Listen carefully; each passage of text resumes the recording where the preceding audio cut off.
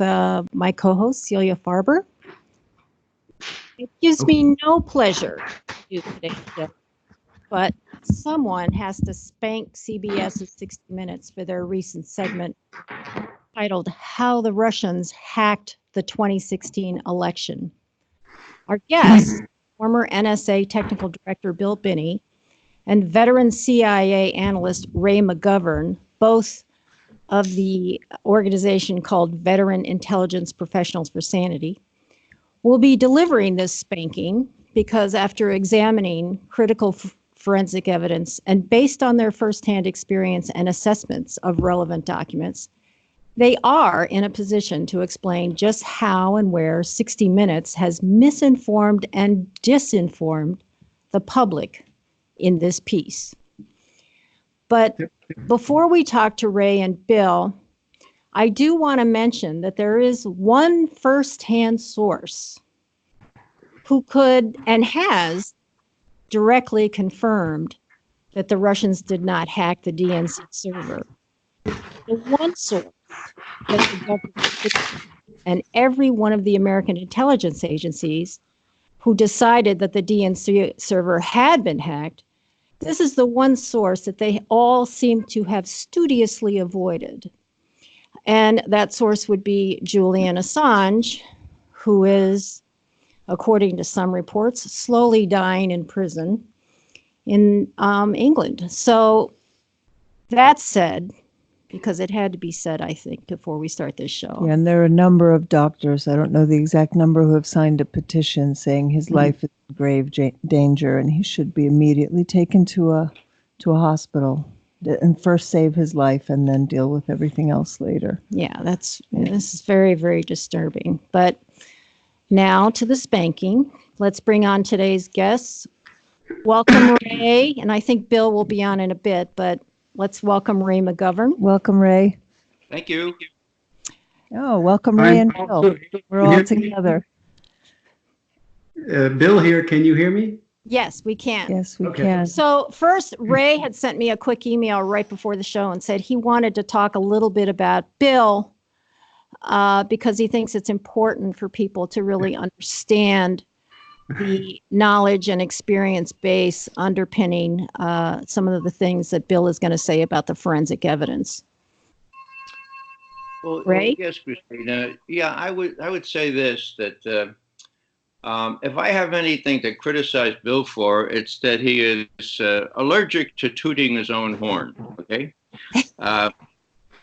This guy, he's been right about many things. He enjoys universal respect, even among his former colleagues in NSA, who have every reason to contend with the truth that he espouses. Let me just add this, that it's not difficult to understand how Bill has pieced things together, relying on elementary principles of physics and forensics, which he is an expert in. It's not hard. Now, it's only hard because people have an instinctual aversion to learning anything that they interpret as maybe helping this clown we have in the White House, Trump. But, facts are facts. Truth are truth. Truth is truth. And if people want to impeach Trump, they have X number of things to impeach him for, and this Russian collusion thing is a hoax, is a myth, and Bill can prove it. Last thing I'll say is this, that Bill has taken me through this innumerable times. The third time, I took out a pad and a pencil, and I copied it down so I wouldn't have to ask him stupid questions for the next time. Now, for you listeners who want to really learn what's going on here and can surmount this aversion to learning anything that would help Trump, take out a pencil now, please, or a typewriter. No, I didn't typewriter, a computer, and make some notes here because it's really simple, but you have to listen carefully. It took me 3 times. It might take you only once. Sorry to be so long-winded, Kristina, but I wanted to have that as a preface because Bill wouldn't say that by himself. Okay, so let's do this. Let's play the opening of the 60 Minutes show, and then I would like Bill and you, Ray, if you have a comment on it. Jess, will you play, please? There was a lot of testimony during this past week's impeachment inquiry about foreign interference in our 2016 election, including the president's assertion that Ukraine was involved. But the president's own intelligence agencies say it was the Russians who hacked the 2016 elections. Special counsel Robert Mueller spelled it out in his report. Now the Justice Department has at least 2 open cases against Russian citizens for interfering with our presidential and congressional races. We decided to take a closer look at one of them, the case against 12 Russian military officers accused of breaking into the Democratic Party's computers, stealing compromising information, and selectively releasing it to undermine Democratic candidates. There's no evidence of similar operations against Republicans in 2016. With the 2020 election approaching, the story of the Russian hack. The Russians never left. I can guarantee you in 2016, after this all hit the news, they never left. They didn't stop doing what they're doing. This wasn't just a one-time thing. No way. Russia doesn't do it that way. Robert Anderson should know. He spent 21 years inside the cloak and dagger world of spies and hackers, overseeing the FBI's counterintelligence and cyber divisions, and tracking Moscow spy agencies, an alphabet of artifice, the FSB, SVR, and especially the GRU. GRU is military intelligence. So when we look at the attacks that happened during our presidential races in 2016, you had military organization inside of Russia attacking our infrastructure. So, Bill, I hear your Whose dog? Bill's Yeah, he's dog. going bananas downstairs. I'm sorry about that. But, What's his name? You know, That's okay. I think it's because he just heard what he heard. Go ahead, Yeah. Bill. Let's hear your comments on the that's grant. probably it. Yeah, but I mean, you know, when I looked around, I kept looking for forensic evidence that that the Russians had hacked, and I couldn't find anything. And you know, to me was that they were charging spies for being spies, and the evidence they presented in the Mueller report. People assumed it came from NSA or governmental sources. Well, I'm here to tell you that's false. That did not come from the government, because if it was copied by anybody in the government, NSA, FBI, CIA, or any of them, it's classified. You can't put that in an open a statement that's released to the public like Mueller did, because it would have to be redacted because it's classified material. Otherwise, Mueller's guilty of exposing classified, falls under the Code 18 laws against for protection of classified material. That data came from a third party. My guess most likely would be CrowdStrike. But that data, the FBI, there's no control of that evidence. There's no basic information. They didn't have the server in the first place. So the evidence needs to be questioned is, where is the source of this data that you're alleging? Now, basically wanted to simply look at things in a forensic way, but if you took just the indictment and all from Mueller, I mean, and case in point is they alleged the IRA, the Internet Research Petersburg in Russia, was working for now that company sent lawyers into the court to challenge that statement, saying we're not part of that, and the court said, no, you got to prove it, and they failed miserably. So they indicted somebody because it made a good story. What's happening here is these people are piecing together this story unsubstantiated by anything real, because when they get challenged, they fail.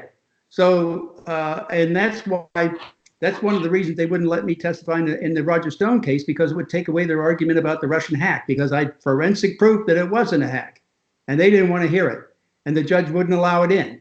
So, I mean, it's like wants to hear it. Nobody in the media wants to hear it, because it's evidence contrary to this general emotional belief. It has nothing to do with fact. There's no factual evidence here at all. This is more frightening than even the situation at hand, that the media can now create, it's like post-reality, Right. constructed realities that we're all forced to live in, and there's just not a thing we can do about it. A fact is no longer a fact. That is a bigger problem that's going to be with us after this thing comes and goes. Yeah, that's exactly true. Basically, what they do is they cannot distinguish between an emotional thought and fact. That's right. So based on what you just said, I want to play the second clip, which is all about GRU, the Russian spy agency that they said specifically was responsible for the hack. Jess, will you play clip 2, please? These are the hacker soldiers from GRU Unit 26165, who, according to the Justice Department, were responsible for breaking and entering into the Democratic Party's computers remotely from Moscow. Their names, ranks, and faces are now on the FBI's most wanted list for stealing, among other things, the Democrats' strategic plans, detailed targeting data, and internal polling. GRU Colonel Alexander Osadchuk commanded a separate unit, 74455. One of his officers was in charge of spreading the stolen material to political operatives, bloggers, and the media. Another hacked state election boards. It wasn't some 400-pound guy in his parents' basement. No, this was a well-choreographed military operation with units that not only were set up specifically to hack into, obtain information, but other units that were used for psychological warfare or weaponizing that. This is not an operation that was just put together haphazardly. Bill, what do you think? I mean, there's a lot of detail here. Yeah, but again, it's a construction. I mean, it sounds like a good story, but they need to put NSA trace routes of all these packets that are sent around by these people, they allege that are sent between these people. They don't produce that evidence at all, and they don't make any reference to it either. Now, NSA has about attacks on the fiber network inside the United States. So any data going in or out of the United States on fiber or satellite or any kind of cable is acquired by NSA. One packet of any transmission to know where it's in the network, world network, and where it went. So it's not a problem for them to be able to do that. And I don't see any of that evidence introduced in work. Any of that paper fabrication, let's put it that way. I just don't trust these people to do anything. Once you show a fabrication in their Mueller report, the whole thing is in question. Now you have to validate, and nobody has done that. So, I mean, the FBI's most wanted cyber criminals are these GRU guys: Boris, Antonov, Dmitry, Badin, Sergei Morgachev. They're, let me see. I would say that's absolutely wrong. The most dangerous ones are Chinese, not Russian. The Chinese are much better at this than the Russians, and they've been doing it since the 90s. Yeah, but we're talking about, these are the guys that they say hacked the DNC servers. So the servers. So my question to you is, I mean, they put out their pictures. They have warrants for them or whatever. But go ahead. Now let's boil this down to make it a real simple thought. They're alleging that this then was passed to WikiLeaks to be posted and distributed. Now that means you look at the WikiLeaks data posted from the DNC, all that material from the 23rd, 25th of May, and also the 26th of August. That's what WikiLeaks posted from the DNC. All of that data shows evidence, FAT file format evidence, that says it was read to a thumb drive or a CD-ROM before and physically transported before WikiLeaks posted it. Now that's not a hack. That's a provable thing in court, and that's what I sent in my affidavit for Roger Stone, and that's what they won't allow in the courtroom. And no one will publish it in the mainstream media. because So it simply says this total assertion of a hack is just absolutely false. So are you saying that this 60 Minutes piece is in its entirety is a disinformation or misinformation? Absolutely. Yeah, it's totally wrong. Yep.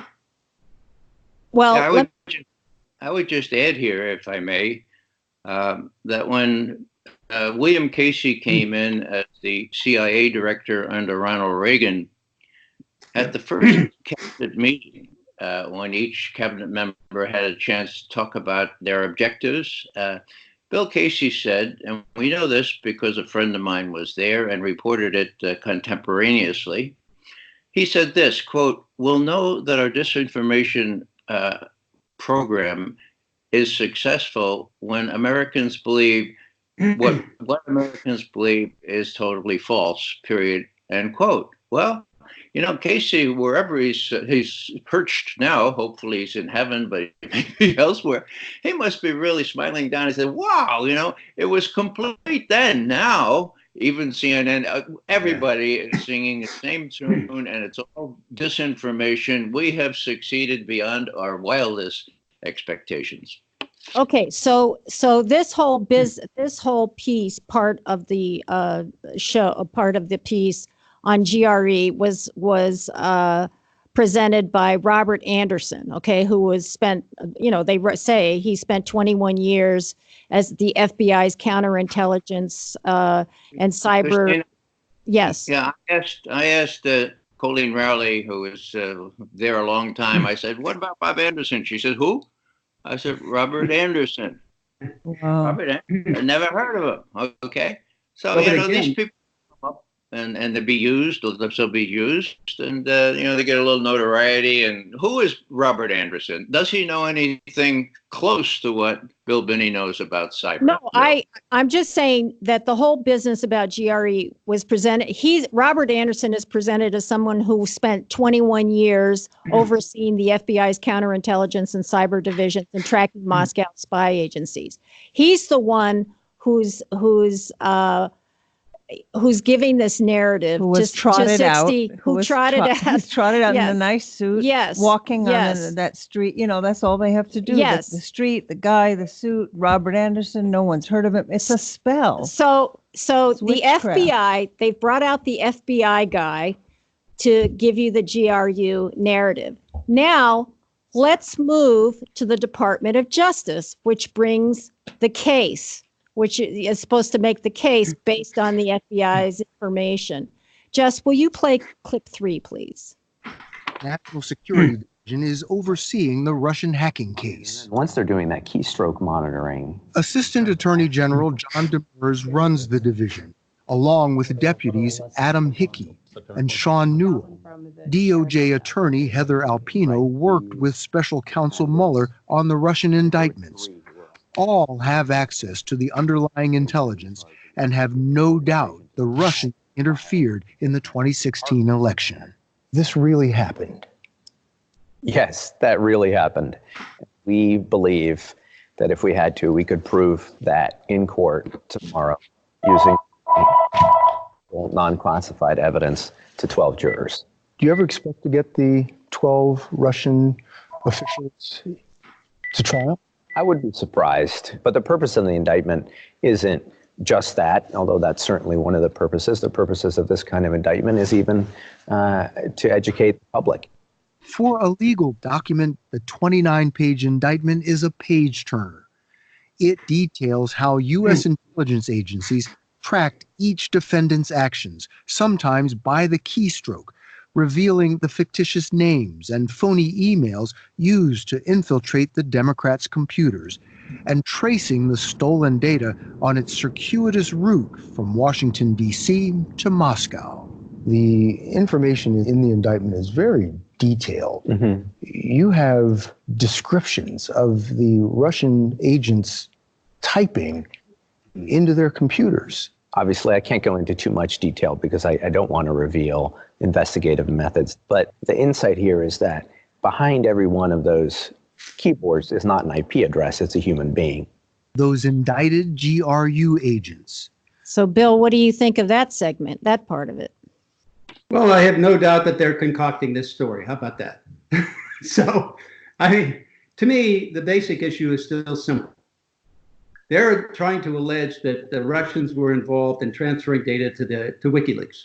Now, the problem is the WikiLeaks posted data, DNC data that they had shows that it was downloaded to a physical device and then transferred physically. They have to deal with that, and they're not. They don't want to look at that because it takes away this idea that they hacked and drained their data across and then passed it to WikiLeaks. None of which, no data of which, they have no traceroute program output that shows any of that transfer. That's the problem. That's what they need to be dealing with, and that's not what they're doing. They're making up this story. I'm sure that the Russians are looking around our network, looking into all kinds of things, but did they do the transfer of data to WikiLeaks? No. That did not happen by a hack. That didn't happen by the Russians. Somebody did it locally in the DNC area. Well, and the thing about that is that Assange himself has said no state actor. He did not get the DNC leak server stuff from any state actor, and particularly he did not get it from the Russians. And he's not the only one. Craig Murray, the British ambassador to Uzbekistan, I think it was, he met somebody on the American University campus who was involved in that data transfer, and he told us that. So, and also Kim.com said he was involved in helping people get the data. Wait. What do you mean he met someone who was involved in the data transfer? Yeah, that's what Craig Murray said. He said he had met somebody. I think Ray was at a meeting with him down in D.C. in the American University campus, and then after that meeting, he met somebody and talked to somebody who was involved in that data transfer physically. Tell our audience who Craig Murray is, please. He's the former British ambassador to Uzbekistan, I believe it was. You can look it up on the web. Just Google his name, British ambassador Craig Murray. Get it. Well, I also find it interesting that in a unfortunately surreptitiously recorded telephone conversation Ed Batowski had with Seymour Hersh told him that he had a source, highly placed source who asked in the FBI. A source inside the FBI to look at Seth Rich's file, and the FBI. He said that the side source told him that the FBI said the FBI guy who looked at Seth Rich's file said, yeah, he was involved in this thing. Well, Seth Rich's parents also admitted it said to Batowski. Our sons, plural, were involved with this, and we know that. Said that to Ed Batowski. Said that to us on this show. That's as far as we can take it. So the Assistant Attorney General has not spoken to Julian Assange. Now he's talking about the agencies tracking the defendant's actions, meaning the GRU hackers, by keystroke. So he's making all this up? Well, I mean, the story about the Russian involvement, yeah, it's all being made up. Wow. I mean, have you looked at the 29-page indictment? Yeah, but I only looked at the forensic part, the section that said things about the forensics of it, and there was nothing there. I mean, I couldn't see anything that connected them. I mean, after all, if in ICA, the Intelligence Community Assessment, which was really NSA, CIA, and FBI, and selected analysts from those groups doing it, even in there, they said when they had high confidence, right? But the people who had high confidence were FBI and CIA. NSA only had moderate confidence. What that tells you, very simply put, and NSA is the one that captures all this electronic data. They're the ones who are chartered by the government to do this. If they have moderate confidence, it means they have no evidence. That means there's no substance behind it. Now, how can you hack from Russia and not have NSA know it? I mean, they monitor all the exiting pipes from the fiber lines or the cables or the satellites. So, you know, there's no way they could miss this. They have to have at least some packet. Keystrokes. If they have all these keystrokes, why don't they at that same moment have what they need? Why is it all after the horse is out of the barn? Does anybody understand what I mean? They're talking about these keystrokes, right? So if they had them when I think they're just trying to say they can get into your computer and watch what you're doing. It's just fine, you know. They could do that, sure.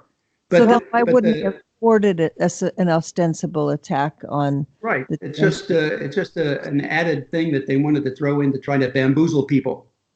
The fundamental question is, how did the data get to WikiLeaks?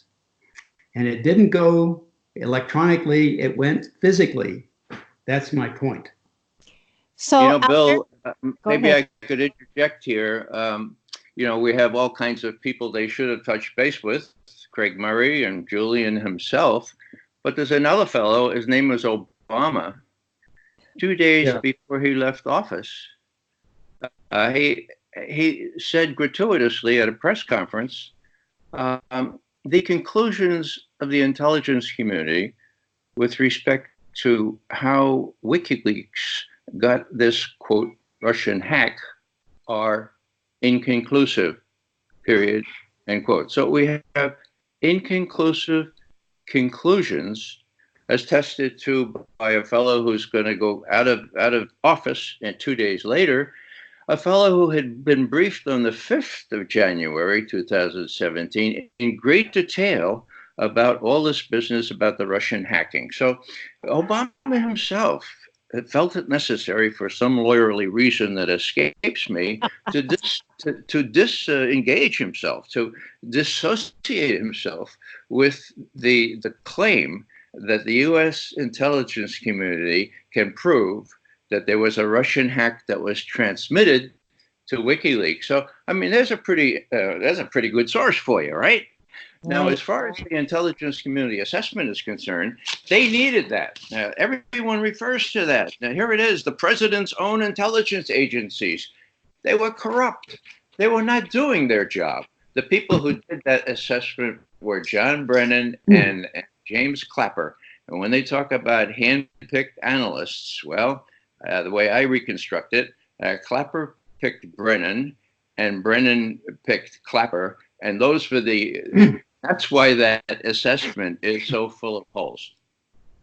I'll tell you what's interesting to me is this exchange where Assistant Attorney General John Demers says, and we believe, okay, not we know, we believe that if we had to, we could prove in court tomorrow using only admissible non-classified evidence to 12 juries that this really happened. And then he said, but the purpose of the indictment isn't just to bring the officials to trial, because they know that'll never happen. The purpose of this kind of indictment is even to educate the public. There you go. I think Bill, could you comment on that? Well, I mean, to me, he's trying to fundamentally bamboozle, misinform, disinform the public.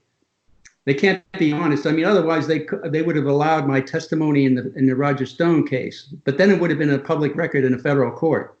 That's a problem for them. They don't. That's too much of a exposure to too much sunlight on the problem.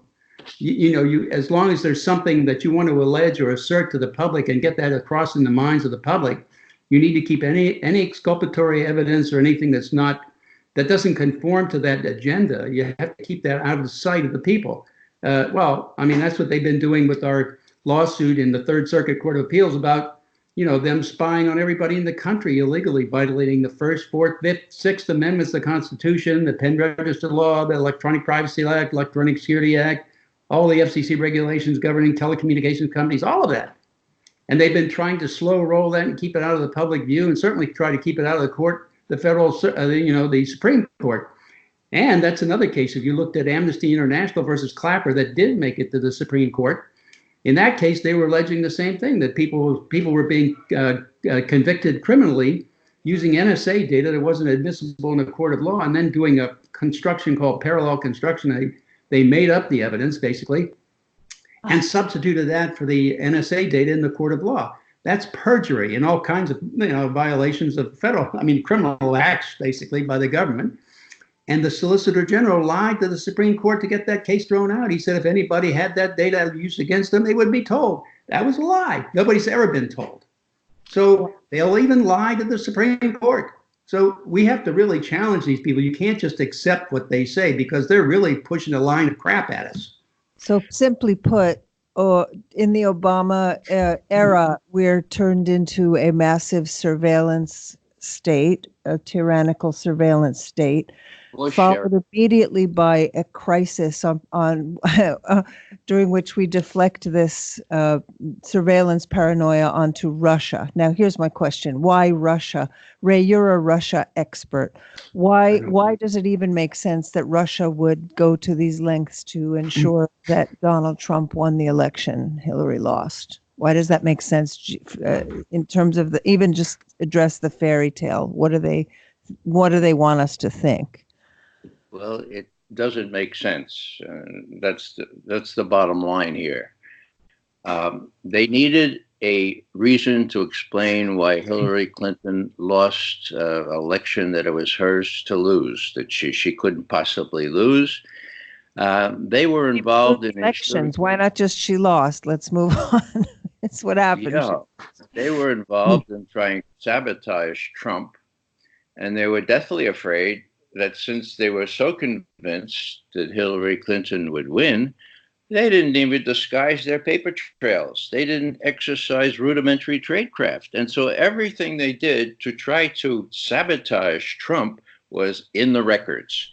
And this is a large measure of why they went so big on this Russia thing, because they had to have some sort of extra explanation as to why Hillary lost. And so the Russians were elected. And besides that, of course, the deep state does not want better relations with Russia. That's a big thing, okay? The military industrial, intelligence, congressional, think tank, media complex will run out of money if Russia and we have a better relationship. So there was a nexus of reasons here. But, you know, the bottom line here is that this guy Demers from the FBI, you know, he's being very disingenuous. No, he's what the FBI fears is discovery, okay? If they could be discovered, as the judge in the IRA case said, look, you say Russia did this, but you have no proof. Throw this thing out of court. Now, the same thing happened with the GRU. Mueller was at work for about a year and a half. He had no indictments. He needed some indictments, right? Everybody he indicted had nothing to do with Russiagate. So they picked people who can't possibly come to the United States. They named these GRU types, and they're in business because now they've got something very specific that people like James Risen and other people who have kind of turned the corner on all this can advertise as indisputable proof. And, you know, in bottom analysis, they have no indisputable proof. And the CrowdStrike business, that also came up in court. And CrowdStrike was revealed to have not given, now get this, they never gave the FBI a final report on their so-called forensics. They didn't do forensics. Bill did. Bill and his co-worker, who was also a technical director at NSA, did the forensics. We can prove that everything that this 60-minute thing alleges is false on its face, but we can't get any exposure in the media. We're hoping that programs like this will remedy that. Well, let's keep. Could I add something here? Yeah, please. Yeah, I had three reasons why. This was the first one. These are all swindles. They're swindling us, thinking us we the public are we'll never notice what they're doing, so we won't recognize it. The first swindle was you had to give up privacy for security. That was false from the beginning, and they knew it. Okay, you didn't have to do that. I mean, if they used a disciplined professional approach like we did on the thin thread program inside NSA, that's why they got rid of it, because it can only cost us a little over $3 million to do it. And they needed to get a startup program 1,000 times more. 3.8 billion was the first request for the Trailblazer program, and that failed miserably. But the point was that was the first swindle. You did not have to give up privacy for security, but they got that idea in people's mind, and so everybody just accepted it. Then they went to that bulk acquisition of data, and that's the whole point. That's cost us tens of billions every year. The second swindle was cybersecurity. Look at the Vault 7 material, out of CIA and the NSA data that was compromised earlier. That's hundreds of millions of lines of source code, tens of thousands of attacks on fiber lines, cable switches, servers, operating systems, firewalls, all of that. And they knew about them, but didn't tell anybody to fix them. So that meant we were all sitting here, fat, dumb, and happy, vulnerable to almost any hacker in the world. So that when we get attacked, they say, oh, here, you see, for cybersecurity, we need more money. That's the second swindle. The third swindle is the Russiagate. If they can create this fear of Russia as an external enemy, then they can create a new Cold War. That's going to be swindling us out of trillions over years and years. This is the whole idea behind this. I call it the happiness management program. That's the one that Ray was talking about, the military industrial intelligence, media, all that governmental kind of stuff. That's that happiness management program, and they're swindling us every time they turn around. The problem they have with Trump is that he's going to expose us because he tells things like it is, and they can't control it. Yeah. Do you agree with that, Ray? Do you agree with that assessment? I do, yeah. I would add Bill's last remark there about Trump. Someone gave him at least some sections of our major study on this that we put out at VIPS on the 24th of July, 2017. And the next thing you know, he asked Pompeo, who was head of the CIA at the time, hey, look, if you want to know about Russian hacking, talk to Bill Binney. Now, Pompeo waited 3 months, right? But you did get in to see him. Bill, explain what went on there. Well, my wife got a call from his assistant, Director Pompeo's assistant, when he was CIA director, and he said he'd like to talk to me. So eventually, I was overseas, but eventually I got back and then got in to see him. And when I went in, the first thing he said was, the president told me that if I wanted to know facts about Russia, to talk to you. So I was laying out all the facts I knew. And at the same time, he had two other technical people there who were, asked some questions and I answered them. And I said, all this data is on the web and anybody in the world can go look at it and do the same assessments and calculations of the speed and look at the evidence of fat file formats and all that stuff.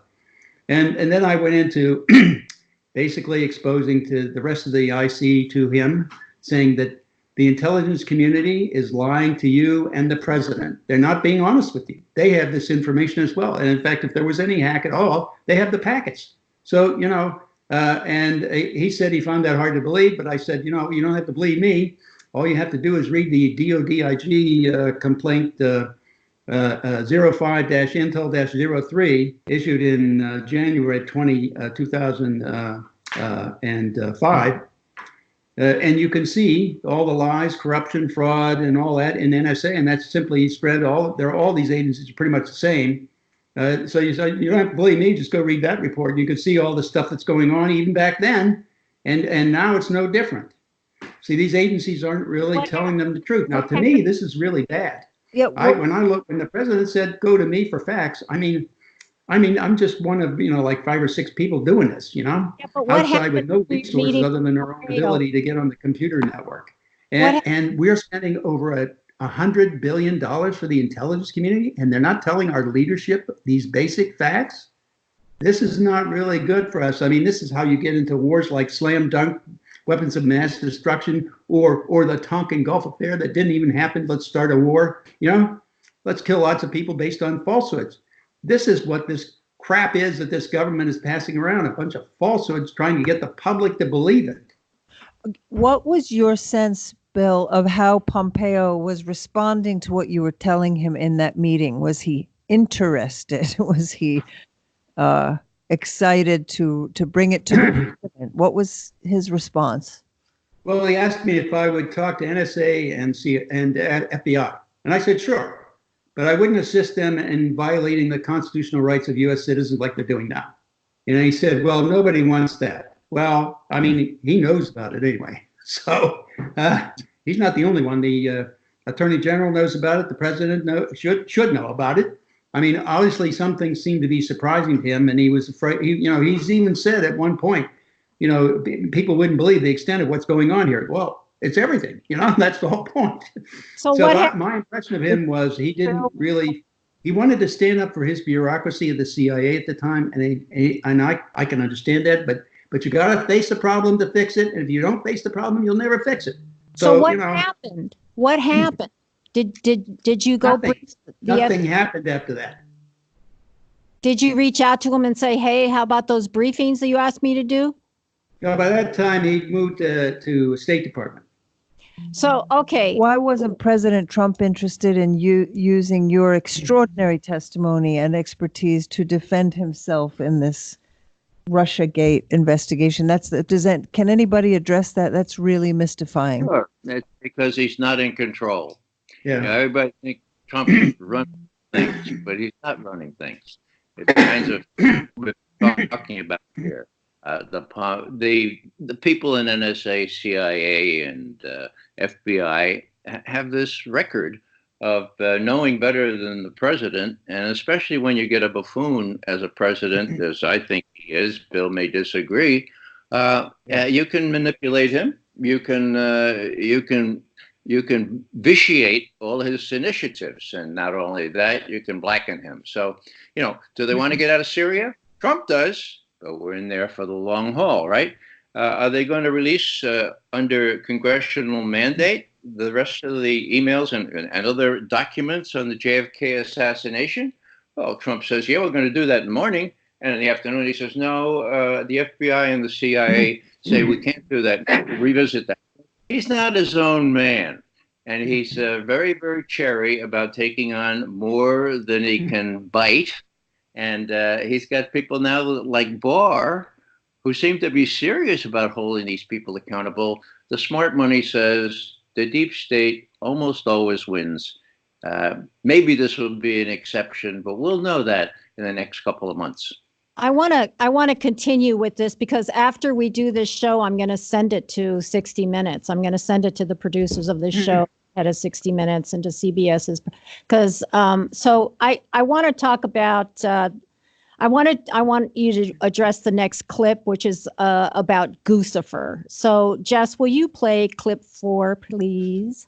One team, working out of a building in Moscow called the Tower, created a website and a provocative character to disseminate the stolen material, Guccifer 2.0. So Guccifer 2.0 is a fictional online persona. It's all an effort on the Russian side to hide their involvement. And these guys are pretending to be one lone hacker. Correct. And that works? What it gives them is plausible deniability, right? They don't need it to work 100% as long as the Russians can say, wasn't us. Posing as Guccifer 2.0, Russians offered up stolen documents, Julian Assange's WikiLeaks, and self-proclaimed dirty trickster Roger Stone. It was all part of a broad campaign to disrupt the presidential election. But there was another, less well-known part of the Russian operation, to undermine Democrats running for Congress. It started as large document dumps where Guccifer 2.0 was kind of taunting and saying, I have more. Kelly Ward Burton was executive director of the DCCC, the Democratic Congressional Campaign Committee, when the Russians hacked the committee's computers. These bullet points at the top are the summary for how we need to win. They swiped and dumped on the internet material she told us cost millions of dollars to produce. Battle plans for congressional races, demographic research, voters, and extensive dossiers on the weaknesses of their own candidates. So, Bill, what do you think of that whole narrative about Guccifer? I also put this in the affidavit I submitted to the court, the federal court in Roger Stone's case. Again, at Guccifer 2, all the data that he posted, this is the forensics we did was on the data that Guccifer 2 posted and alleged to be a hack of the DNC. Okay, this is what he put out for us to look at. So when we looked at it, we calculated the speed of transfer of the data of every file. And you could do that because the files were listed. It was a file name, the number of characters, and a timestamp at the end. Then the next file after file, the next file, name, number of characters, timestamps. So all you had to do is difference of timestamps, and it told you the time it took for them to send the amount of characters between. That was very simple. So we did this for every file. So that then said, gee, the highest speed transfer we had was 49.1 megabytes per second. Well, technically, that's not possible across the web. We had been saying that from the beginning. Some of us said, oh, yeah, it could go. So we said, OK, we'll try it. So we tried it, and we could not, even from data center to data center, which was the fastest speed we had, I think something like a 1.5 gigabit line. And the fastest we could transfer it was a little over 12 megabytes per second. Now, that's less than 1/4 the necessary capacity to transfer the highest rate that we got from the Guccifer posted material. So, but it's compatible with a download to a thumb drive. So we said this had to be a local download. It couldn't be a hack across the web. So it wasn't a Russian hack. Now that negated the first allegation of Guccifer 2, that it was a Russian hack. That's false. It was downloaded locally. So it wasn't anything in long distance away from the DNC. So, that tells you right away that the guy is lying to us right up front. Now, there's another point about it. He put out 2 batches of data, one the 5th of July and one the 1st of September. So if you looked at those 2 files and simply ignored the day and the hour, the minutes, seconds, and milliseconds, and looked only at those, then those 2 files merged without conflict. That is, the holes in one file were plugged by the data from the other file. So that simply means, hey, this guy had one file, and he went through and moved data out of one file into another and said he did 2 hacks when he did 1. Well, that tells you right away that this guy is playing with the data, and now he's playing with us. And that means he's a total fabrication, a total fake. And he's not Russian because it's not hackable across to Russia. Sorry. That's the whole point of that. That's what I put in the federal courts in Roger Stone case. And nobody will let me enter that anywhere. The only place it gets is like in shows like this, or people who are willing to at least have some airtime to let this kind of information out to the public for them to know about it. Otherwise, they don't know, and they let these fabrications continue. Yeah, but Bill, the indictments of those GRU officers, they were all based on Guccifer 2. Now, are you saying that Bob Mueller was himself confused or misled? I mean, the whole thing falls apart if Guccifer 2 turns out to be a fraud. How do you answer that? I mean, he's a fraud too. The whole indictment was a fraud. You can indict us. Follow-up was also a fraud. It's a fraud on the public. Well, go ahead. I want to share some good news I just came upon. There's a clip from this show we're talking about, the 60 Minutes episode, posted November 23rd, 2019. The clip is called DOJ Official on 2016 Russian Election Hack. Quote, they were certainly looking to hurt Hillary Clinton. And I looked at the comments. You'd love this. All of them are calling BS on this hypothesis, this program, this PSYOP, the whole thing. I'm just going to read a couple of them, okay? First comment, stop reliving 2016 and arrest Epstein's clientele. Second comment, his name was Seth Rich. Next comment, is this 1950 or what? Next one, there was no hack, fake media. Material was downloaded by a DNC operative, Seth Rich, and it was done to discredit Hillary, but only because Bernie was being pushed out of the race and the hacker was a Bernie fan. How dare they report our crimes to the rest of the world? Yeah, well, maybe don't commit acts you'd be embarrassed about Russian hackers finding in the first place. Now, the last one I'll read. We people know this is all a lie. I want to talk about something else. Mueller's other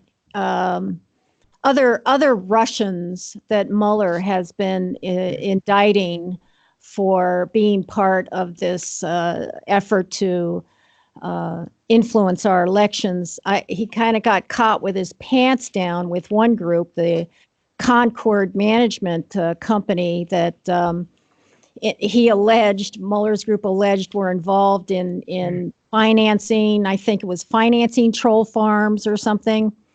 Anyway, they never expected Concord Management, which is owned by a big Russian oligarch, to actually send a lawyer to the U.S. to defend Concord Management. They were hoping that the same thing that's going on with GRU, in other words, GRU is not going to respond. I think they were hoping that the same thing would happen with these other Russians. Well, a lawyer showed up and was asking for discovery. And so far, the lawyer says that he has made at least 70 requests for discovery that Mueller's people, that the department have not responded to. So it seems to me they're just digging themselves a very big ditch, and they're in this ditch. The American people are somewhere else. That's why I read those comments, because I think they're just drifting off into literally a hallucination that they can't get out of.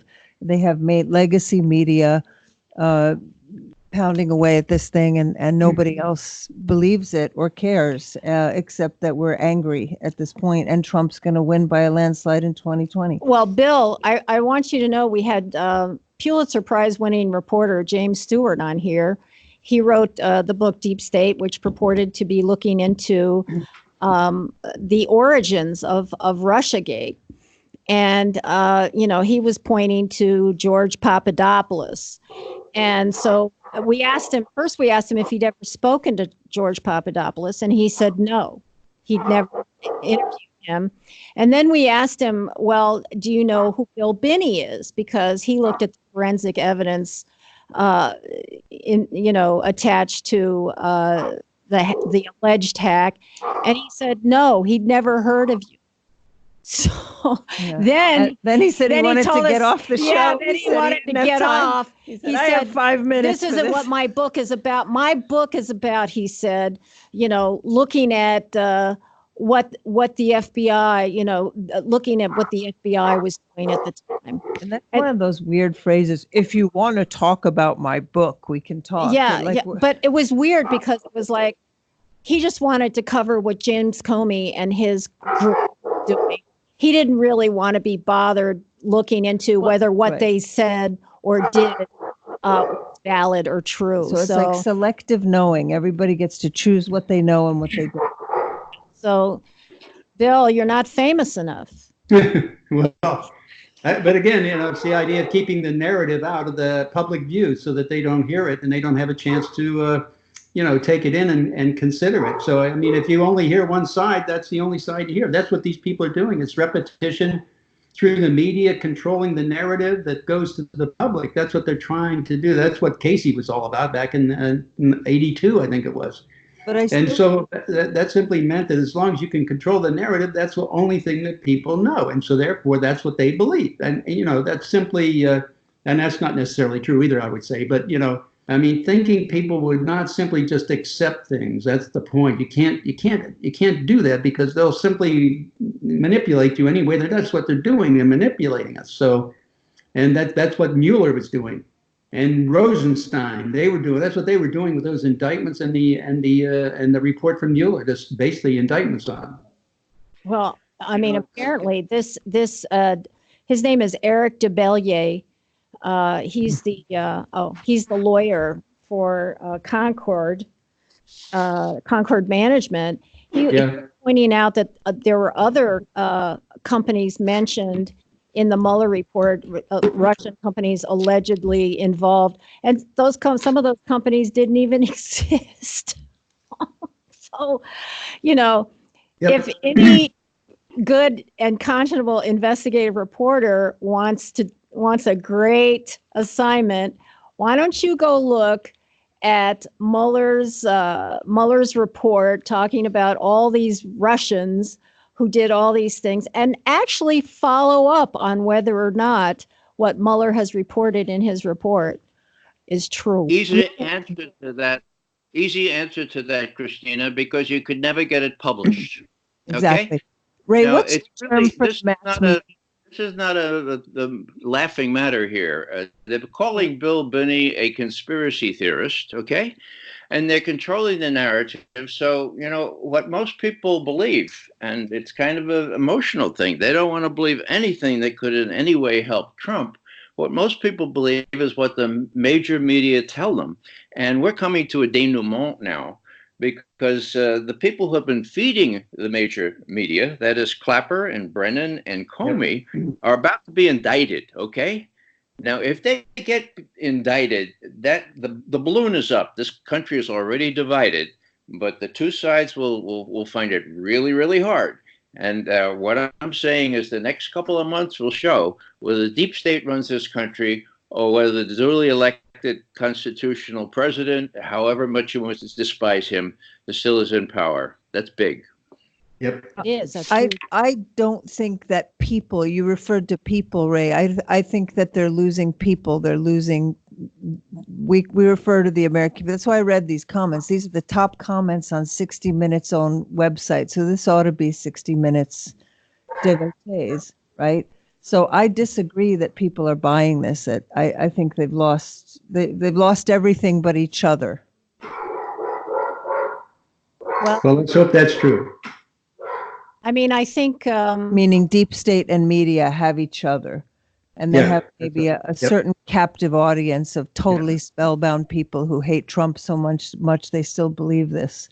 But let's see if Tucker Carlson still lives. He's beginning to shed some light on some of these things, and whether he keeps his position at Fox or not will be a bellwether as to whether come out. Ray, you have such a wonderful acronym for for the media industrial complex. Could you just share that with us in the last 2 minutes? We're talking about this night. The Mickey Mat. It's the Military Industrial Congressional Intelligence Media Academe Think Tank Complex. So, by the way, Mickey Mat. Before we go, I want to say you were talking about people accusing Bill of being a conspiracy theorist, but I'm going to tell you something. That is not going to stick. And the reason why it's not going to stick is because of his resume. It's just not. You can't have someone who was, technical director of the NSA, who's talking about the technical aspects of the forensic evidence. You can't call him a conspiracy theorist and make it stick. They're in the business of relegating people. That's what they do. I know, but it's not gonna. It cannot stick with Bill, and I know that. That's what I'm saying. It's not sticking already. Go read the comments at 60 Minutes. Well, we're going to be sending this to 60 Minutes. We'll let you know what happens. Okay. Thank you very much. Thank you. Thank you so much, gentlemen.